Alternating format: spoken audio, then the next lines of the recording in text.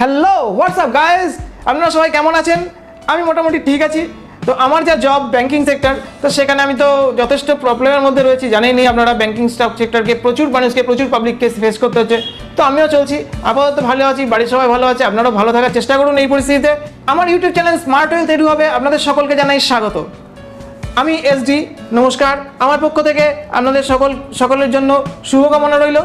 যারা আমার চ্যানেলটা এখনো সাবস্ক্রাইব করেননি তারা প্লিজ আমার চ্যানেলটা সাবস্ক্রাইব করে নিন, আর যারা সাবস্ক্রাইব করেছেন তাদেরকে অনেক অনেক ধন্যবাদ। আমার ভিডিওটা আজকে আপনারা কেউ প্লিজ কাট করে দেখবেন না, সবাই পুরো ভিডিওটা একটু দেখার চেষ্টা করবেন। আশা করছি আমি আমার সম্পূর্ণটা দিতে পারবো আজকে আমার ভিডিওতে। তো আপনারা একটু দেখেন, একটু কষ্ট করে পুরোটা দেখুন। আশা করি অনেক কিছু জিনিস শিখতে পারবেন, এবং শেখার পর আপনারা প্লিজ সেগুলো বাড়িতে প্র্যাকটিস করবেন এবং আপনারা একটু নোটস করবেন। ব্যবসাটা যখন করতেই নেমেছেন তখন একটু সলিডভাবে করুন। আমার ভিডিও যদি আজকে আপনাদের ভালো লেগে থাকে তাহলে প্লিজ লাইক করতে ভুলবেন না, আর কমেন্টসে জানাবেন ঠিক কেমন লাগলো। কোনো সাজেশন থাকলে বা কোনো ডাউটস থাকলে আমাকে প্লিজ কমেন্টস বক্সে একটু জানাবেন।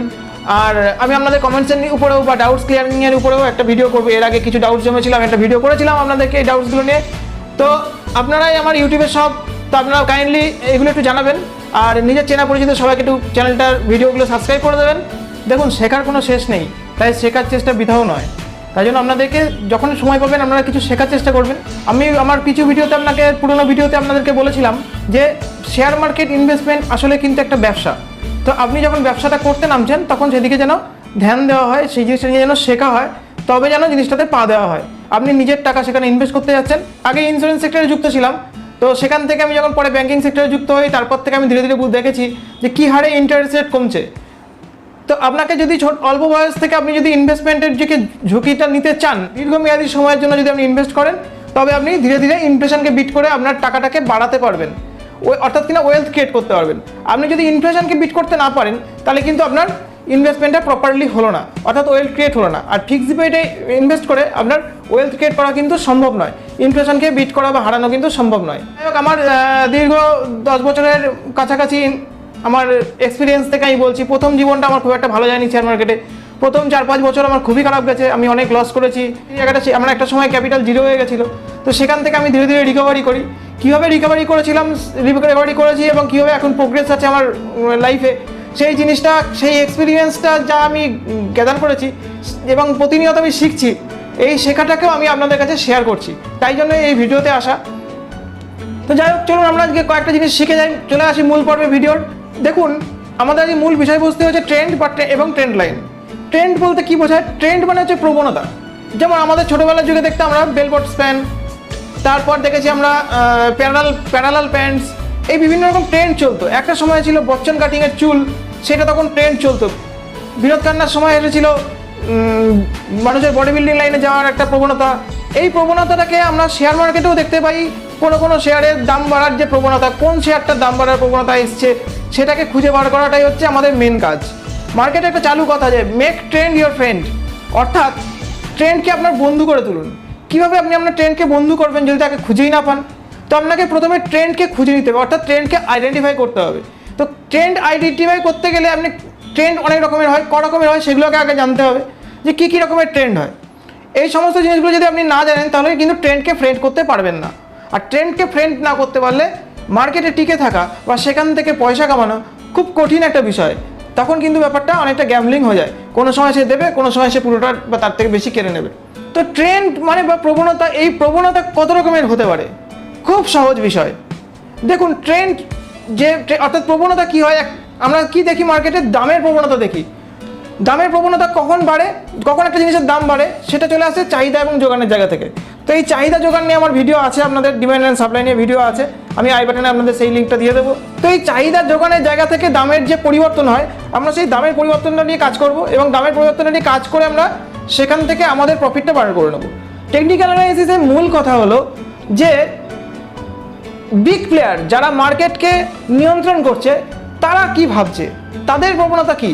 টেকনিক্যাল অ্যানালাইসিসের মাধ্যমে আমরা সেই প্রবণতাটাকে খুঁজে নেব, আর তারা যেভাবে প্রফিট করতে চলেছে, তারা যেভাবে কোন জিনিসটার দাম বাড়াতে চলেছে, আমরা ঠিক তাদের পিছু হাঁটবো, তাদের সাথে ঢুকবো মার্কেটে, এবং তারা প্রফিট নেওয়ার সময় আমরা প্রফিটটা বার করে নিয়ে চলে আসবো।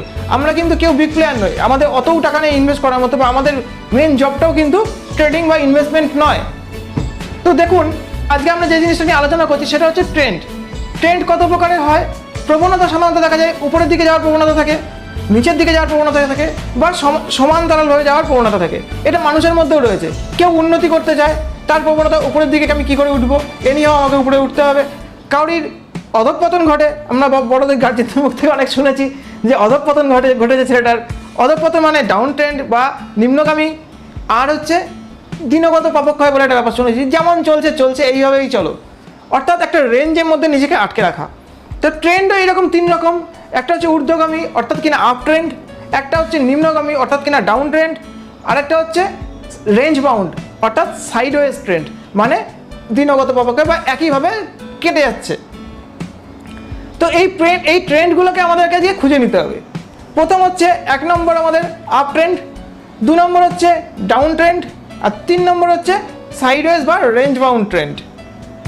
তো এখন আমরা চলুন একটু চার্ট এঁকে বুঝে নিই যে কোনটা আপ ট্রেন্ড, কোনটা ডাউন ট্রেন্ড, কোনটা সাইডওয়েজ ট্রেন্ড, আর তারপরেই আমরা সেই বোর্ডেই দেখে নেব কীভাবে ট্রেন্ড লাইনটা টানতে হয়। তো আজকে এই বিষয়টা কিন্তু অ্যাকচুয়ালি প্রাইস অ্যাকশন। ট্রেন্ড মতলব হচ্ছে প্রাইস অ্যাকশন।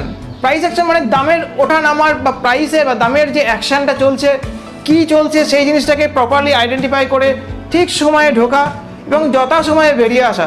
এই জিনিসটা আমাদেরকে কিন্তু যত তাড়াতাড়ি সম্ভব শিখে নিতে হবে, তবেই আমরা কিন্তু শেয়ার মার্কেট থেকে কিছু কামাতে পারবো। ভুল কি আমাদের হয় না? হয়, কিন্তু সেটার সংখ্যা অনেক কমে এসেছে। কীভাবে কমানো সম্ভব, সেই যেভাবে আমি সেটা শিখেছি, যে এইভাবে নিজের লাইফ এক্সপিরিয়েন্স দিয়ে আমি যেভাবে শিখেছি, আজকে আমি সেই জিনিসগুলো আপনাদেরকে শেখাবো, বা আমার ভিডিওগুলোতে আমি সেই জিনিসগুলোই শেখাই। কিসের মাধ্যমে শেখাবো? আমি শেখাবো কিন্তু লাইন চার্টের মাধ্যমে। আই বাটনে আপনাদের সেই ভিডিওটা দিয়ে দেবো। লাইন চার্ট হচ্ছে সব থেকে সহজ একটা চার্ট এবং বেসিক চার্ট। সেই বেসিক চার্ট থেকে যদি আমরা ট্রেন্ডগুলো খুঁজে নিতে পারি, তাহলে অবশ্যই করে আমরা আমাদের যে টাফ যে চার্টগুলো অর্থাৎ কিনা ক্যান্ডেলস্টিক চার্ট বা বার চার্ট, এখানেও আমরা ট্রেন্ডকে সহজে খুঁজে নিতে পারবো। তার মধ্যে অনেক জটিল কিছু নিয়ম আছে, ধীরে ধীরে সেগুলো জানবেন। আমি পরবর্তীকালে আপনাদেরকে শেখাবো। আশা করছি আমার এই ভিডিও দেখার পর আর কারোর এই ভিডিও দেখার প্রয়োজন পড়বে না আপনার এটা শেখার জন্য। আরেকটা ভিডিওতে আমি শিখিয়ে নিয়েছিলাম সাপোর্ট অ্যান্ড রেজিস্ট্যান্স, অর্থাৎ আমি শিখিয়েছিলাম আপনাদেরকে বা জানিয়েছিলাম আমার এক্সপিরিয়েন্স। সাপোর্ট অ্যান্ড রেজিস্ট্যান্স কি? সাপোর্ট অ্যান্ড রেজিস্ট্যান্স হলো কোথায় গিয়ে আমি ভরসা নেব আর কোথায় গিয়ে আমি বাধা পাবো। এই রেঞ্জটা যদি আমার জানা থাকে, তাহলে সাপোর্টে আমি বাই করব আর রেজিস্ট্যান্সে আমি সেল করব। এটা সিম্পল ম্যাটার। তো সাপোর্টে বাই করলে আমার স্টপ লস কোথায় থাকবে? সাপোর্টের থেকে কিছুটা নিচে, অর্থাৎ কিনা আগের সাপোর্টে। আর টার্গেট কি থাকবে? নেক্সট রেজিস্ট্যান্স, যেখানে আমার বাধা রয়েছে সেই বাধায় গিয়ে আমি কিছু পরিমাণ জিনিস বেচে দেবো, অর্থাৎ কিছু স্টক কেটে দেবো। কিছু পরিমাণ আমার কাছে থেকে যাবে, কিছু কোয়ান্টিটি আমার কাছে থেকে যাবে। সেই কোয়ান্টিটিটা আমি ওয়েট করবো ব্রেকআউটের জন্য। যদি ব্রেকআউট না হয়, ব্যাক করে যায়, তাহলে অবশ্যই করে আমি এগেইন প্রফিট বুক করব। তবে এখানে অনেক কিছু জিনিস শেখার বাকি আছে। আমি শুধু আজকে আপনাদেরকে ট্রেন্ড লাইনগুলো শেখাচ্ছি। তো চলুন চলে যাই ট্রেন্ড লাইন কীভাবে টানতে হয়, কোনটা আপ ট্রেন্ড কোনটা ডাউন ট্রেন্ড কীভাবে চিনে নিতে হয়, আর কোনটা সাইড ট্রেন্ড সেটাও আমাদেরকে চিনে নিতে হবে। তো চলুন আজকে আমরা প্রথমে ট্রেন্ড লাইন টানা এবং ট্রেন্ডটাকে বুঝে নেওয়া শিখে নিই। আজকে আমি আপনাদের যে জিনিসটা শেখাচ্ছি সেটা হচ্ছে how to draw A trend line and how to find a trend like a pro.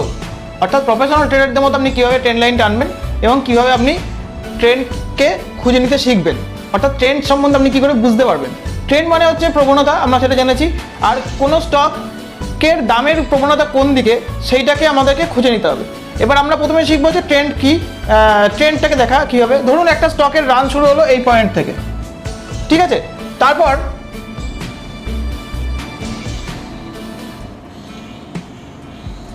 সে এইভাবে চলতে থাকলো, ঠিক আছে? এখানে আমরা সিম্পলি দেখে কি বুঝতে পারছি? এটা একটা আপ ট্রেন্ড, অর্থাৎ লাইন চার্টে এটা দেখে বোঝাটা খুব সহজ। কিন্তু এই আপ ট্রেন্ডে আমরা কি দেখে বুঝছি আপ ট্রেন্ড? আমরা দেখতে পাচ্ছি একটা লো আর একটা হাই, ঠিক আছে? তো এই লো এর পর যে লোটা এসছে সাপোর্ট নিতে, সেই লোটা কিন্তু এর থেকে হাইতে আছে, অর্থাৎ হায়ার লো, অর্থাৎ হায়ার লো তৈরি হয়েছে। এবং এই যে হাইটা পরবর্তীতে তৈরি করেছে সেও কিন্তু হায়ার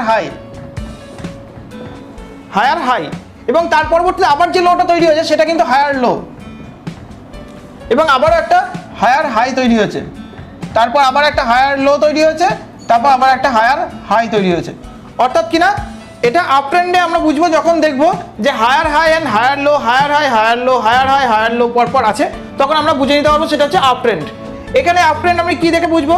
যে এখানে দেখুন হাই, তারপর হায়ার হাই, তারপর হায়ার হাই এবং low, higher low, higher low, higher low, ঠিক আছে? তো এটা দেখে আমি বুঝতে পারছি এটা আপ ট্রেন্ড। এবার ট্রেন্ড লাইনটা কীভাবে টানবো?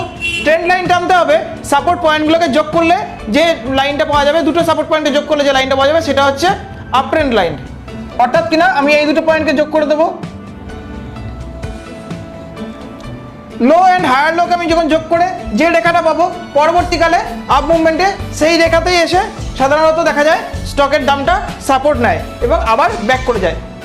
আপ ট্রেন্ডের সময় সবসময় লোয়ের দিকে অর্থাৎ কিনা সাপোর্ট লাইনটাতেই ও বারে বারে এসে সাপোর্ট নেয়, কিন্তু উপর দিকে রেঞ্জটা সবসময় কিন্তু উপর দিকে রেজিস্ট্যান্সটা অর্থাৎ হাইটা কিন্তু বা হায়ার হাইটা কিন্তু সামঞ্জস্য থাকবেই এমন কোনো মানে নেই। কিন্তু এটার ক্ষেত্রে ম্যাক্সিমাম ক্ষেত্রে দেখা যায় সাপোর্ট রেঞ্জটা কিন্তু কন্টিনিউয়াস এক জায়গাতেই থেকে যায় যতক্ষণ না ও ট্রেন্ডটাকে ব্রেক করছে। কিন্তু আমি এখান থেকে ট্রেন্ড চ্যানেল কীভাবে পাবো, যখন আমি হায়ার হাইগুলোকে যোগ করে দেবো তখন আমি যে রেখাটা পাবো সেটা হচ্ছে ট্রেন্ড চ্যানেল। এই ট্রেন্ড চ্যানেলে আমি কি বুঝতে পারছি, এটা up trend channel. Up trend চ্যানেলে আমার ট্রেডিং বা ইনভেস্টমেন্ট স্টাইল কি থাকবে, আমি যখন এই দুটো সাপোর্ট পেয়েছি, দুটো পয়েন্ট থেকে আমি রেখাটা টেনেছি, রেখাটা এগিয়ে গেছে, আমি ডান দিকটা জানি না, কারণ আমি চার্টের ডান দিকটা কোনো সময় দেখতে পাই না, ডান দিকটা আমাকে অ্যানালাইজ করে নিতে হয়। আমরা এইটুকু ধরুন জানি, এই পাশেরটুকু জানি, এইটুকু জানি না।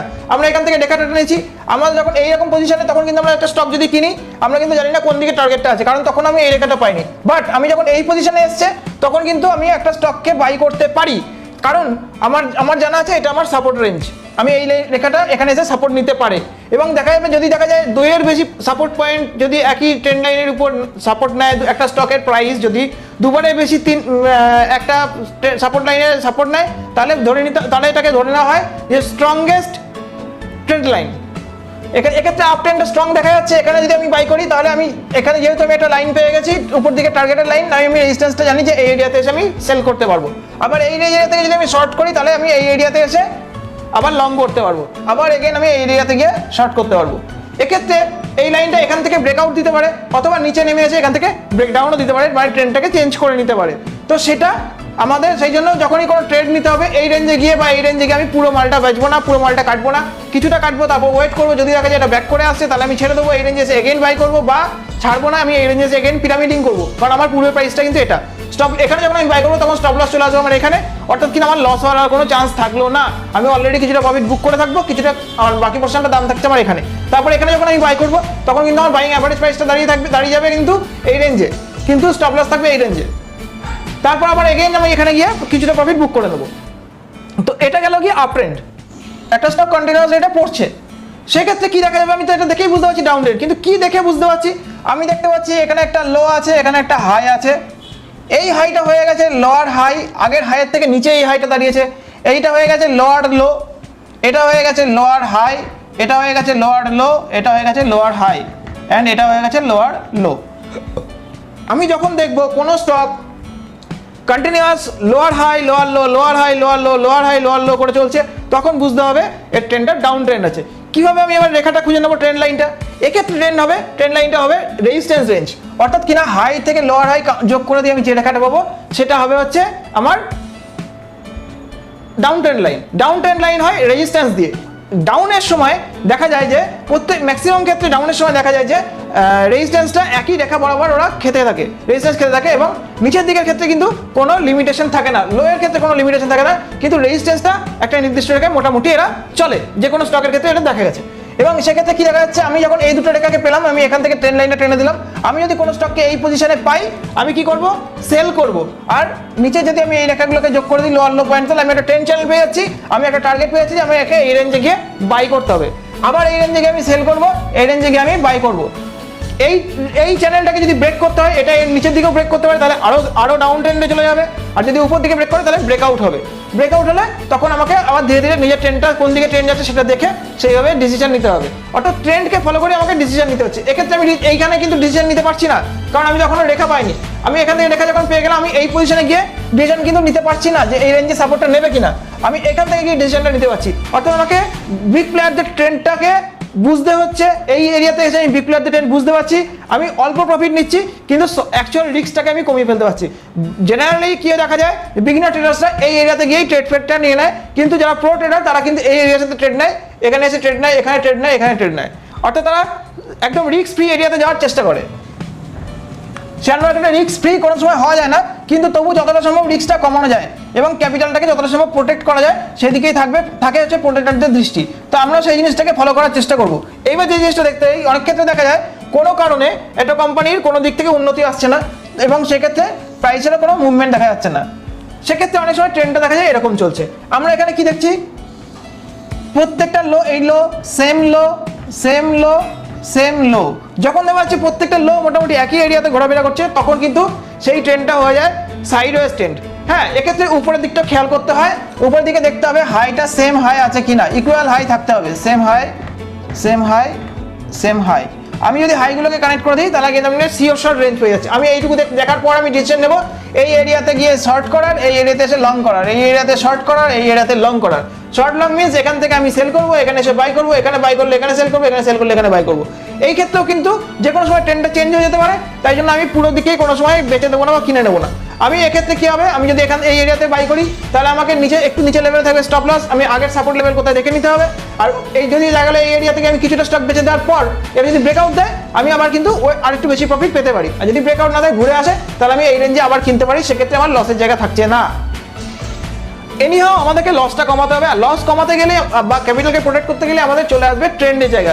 ট্রেন্ডকে আমাদেরকে ফ্রেন্ড করে নিতে হবে। এক্ষেত্রে কি দেখাচ্ছে, এটা হচ্ছে সাইডওয়েজ ট্রেন্ড এবং রেঞ্জ বাউন্ড ট্রেন্ড, অর্থাৎ এটাকে এই এরিয়ার মধ্যে ঘোরাফেরা করছে মোর অর লেস। এই এরিয়াটার মধ্যে থেকে সাপোর্ট নিচ্ছে, রেজিস্ট্যান্স নিচ্ছে। দেখুন সাপোর্ট পয়েন্টগুলো সবকটা সেম অ্যান্ড রেজিস্ট্যান্স পয়েন্টগুলো সবকটা সেম।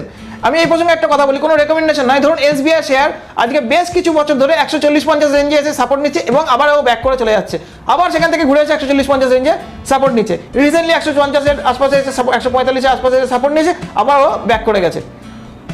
তো এইভাবে আমাদেরকে ট্রেন্ডকে চিনে নিতে হবে।